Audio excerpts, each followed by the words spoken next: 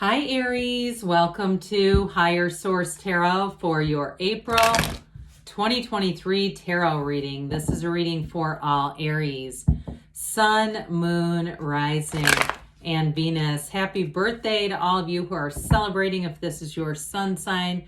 Very excited to kick off Aries season myself. I think I mentioned I too have an Aries sun, April 14th.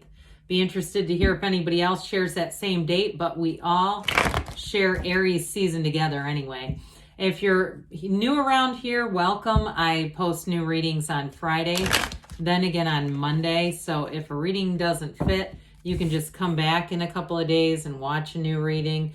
Fridays are always a general reading. Mondays are a different style every week. So today's reading will be a detailed Celtic cross style reading. But then next week, it'll be something entirely different. So if you like tarot and you like the channel, I'd love to invite you to subscribe to Higher Source Tarot. What advice do you have for Aries? Sun, Moon, Rising, and Venus. What does Aries need to know, please, for the best and highest good of all concerned with Aries? Messages for Aries, please.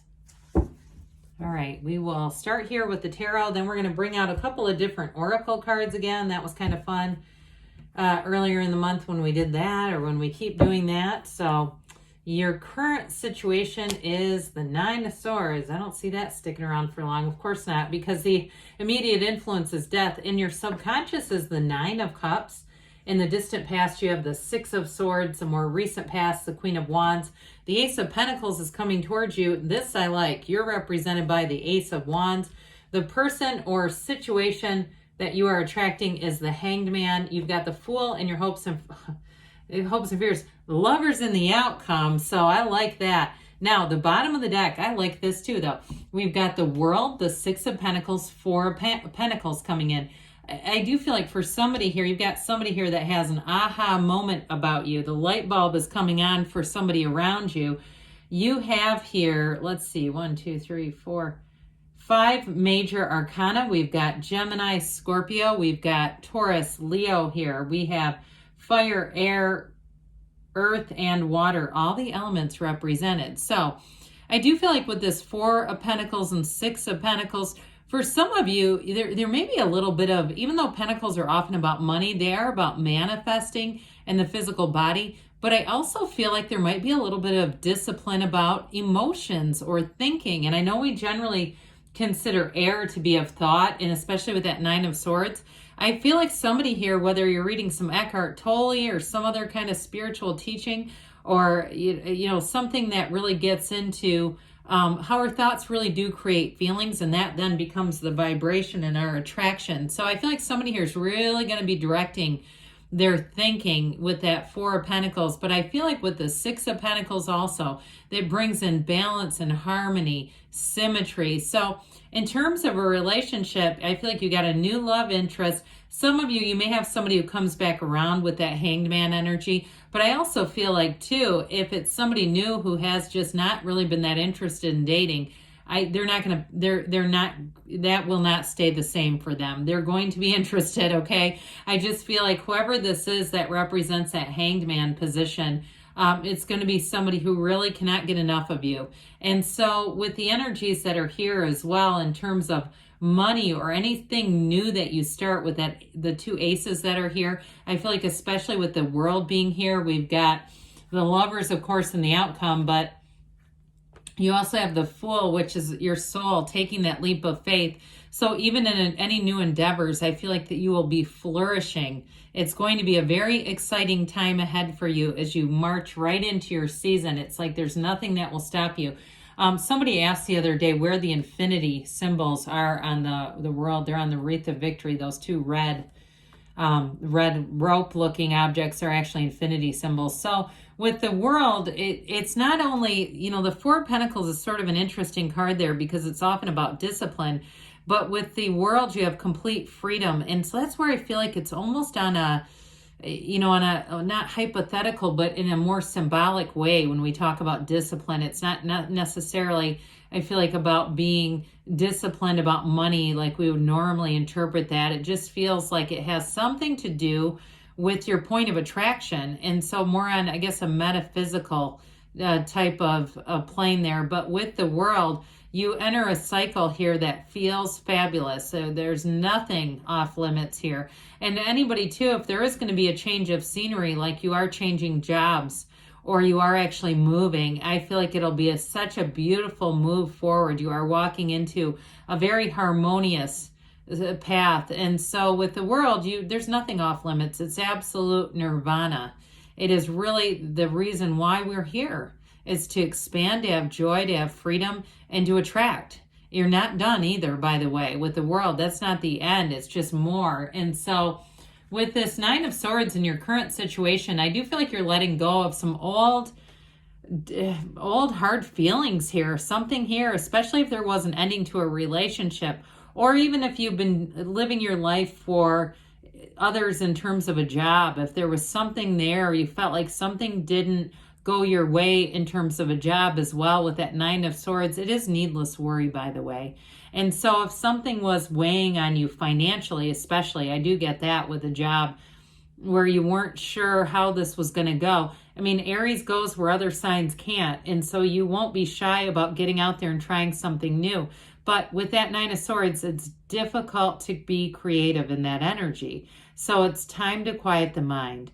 It's time just to simmer down just a little bit, meditate, get the mind free, because then new intuition can come into play. So with the energy of death, that's one of the most transformative cards in the deck. The death card says, look, it's time to move forward. It's time to wipe the slate clean. It's time to leave the past where it belongs, behind us. Okay, there's a dead body down there if you've never really examined the card. And so it really is about stepping over the wreckage of the past, leaving any of that heaviness too, because next to the scene of death are people grieving. And so with the death card, it really is about a rebirth.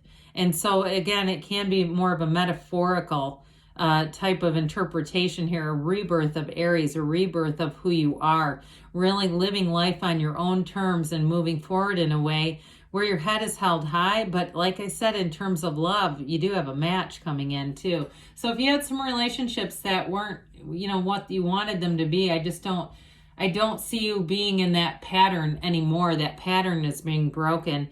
With the Nine of Cups, this is your point of attraction. This is your subconscious. The Nine of Cups is an energy of pride. He sits there. He's actually an innkeeper, but he sits there saying, look at all my cups. Look at all this. And so I do feel like you're going to be in this energy where you almost cannot catch a struggle, where everything seems to come into alignment. And so with this nine, it is attainment. It is about rewards. It's your time to be rewarded. So whatever pain you've been through, there's a price of contrast that you've already paid. So with this, your point of attraction in terms of people around you are going to be wanting to do nice things for you with this. It's reciprocity, it's love, it's generosity, and that's what you're attracting. So I definitely feel like with a love interest, you do have somebody here who is going to be very generous. I feel like emotionally available, generous with their time, with their, their ability to commit too. If they say they're going to do something, they'll do it. I just don't see you being disappointed in this next one. So with the Six of Swords, and even in a job too, if there was a lot of broken promises, I just don't see you going into that. With the Six of Swords, though, it's saying you're moving forward, okay? And this actually is in the past. So it's already been pushing you forward, but it does show a challenging time. But it also shows support, and it shows saying that the time ahead is going to be much easier to navigate. So if you had a lot of ups and downs and inconsistencies with people's word and not being kept, and part of it too, I'm getting this, is it was somewhat out of their control. There were a lot of things in the world that were unpredictable, and so they may have said things thinking it was going to go one way, it didn't, and instead of acknowledging that, they just kind of changed things up on you. So with this Queen of Wands energy, here's where you get your mojo back. This is feeling confident, and it is a very attractive energy. So somebody here, if you got any kind of a promotion or you started looking for a new job, this is upwardly mobile. This is not a lateral move. This is not just an exchange of one environment for the next. It really, like I said, is moving on from old tired patterns, moving on to a time that will be abundant. The gold in the cards, we love that. It indicates the gift coming in, and she's robed and cloaked in gold.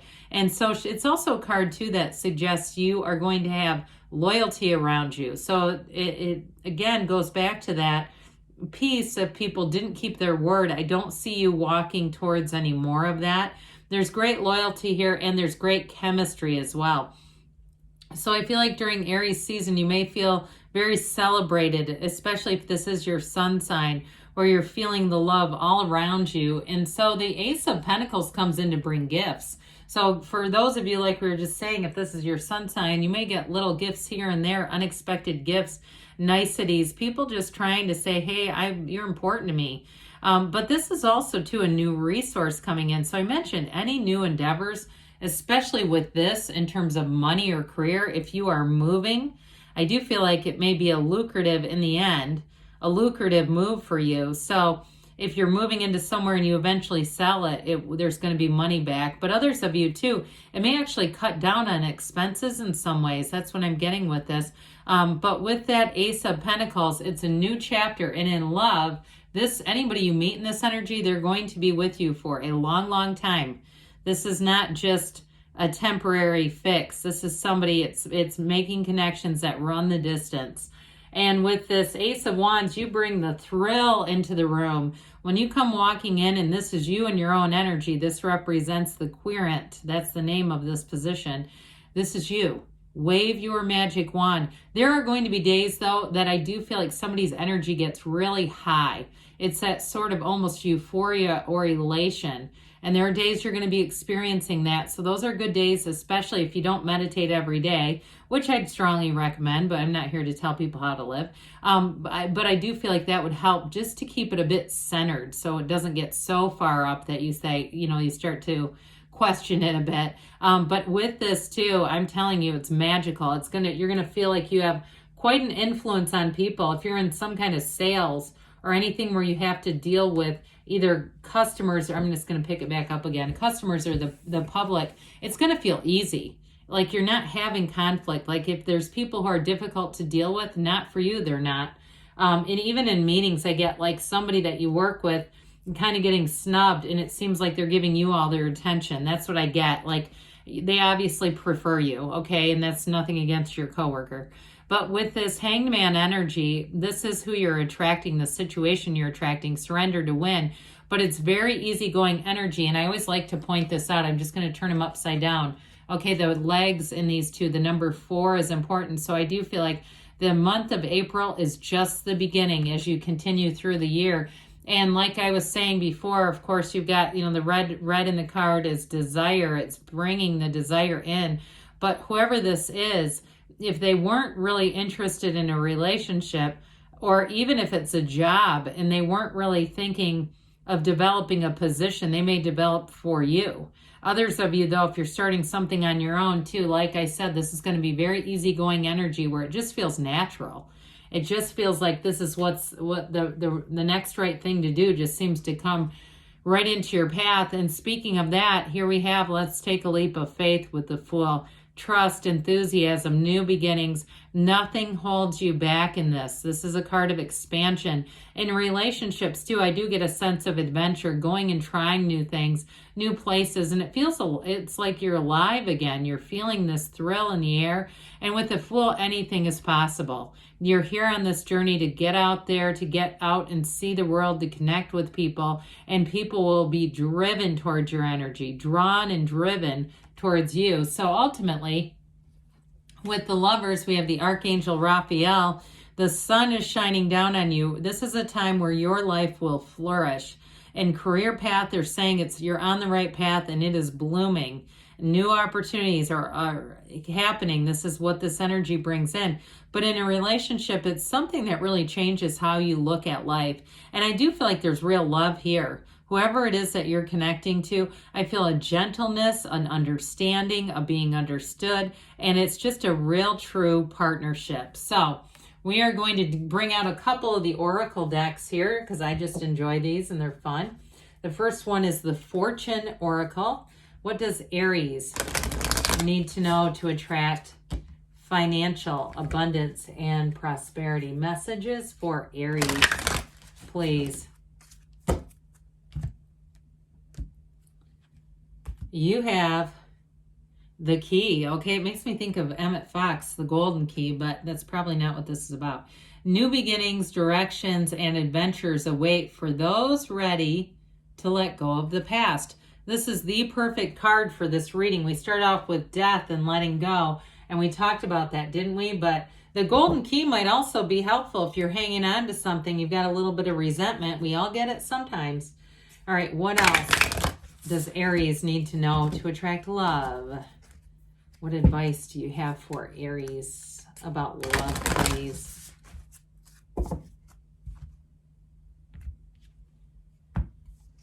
And you've got forgiveness. Oh boy, that matches up, doesn't it? Nothing is gained by holding on to the past disappointments. So they're saying it double time here. We're going to let go to walk forward. Great things are on the way for you, Aries. I love you, and I'll be back again soon.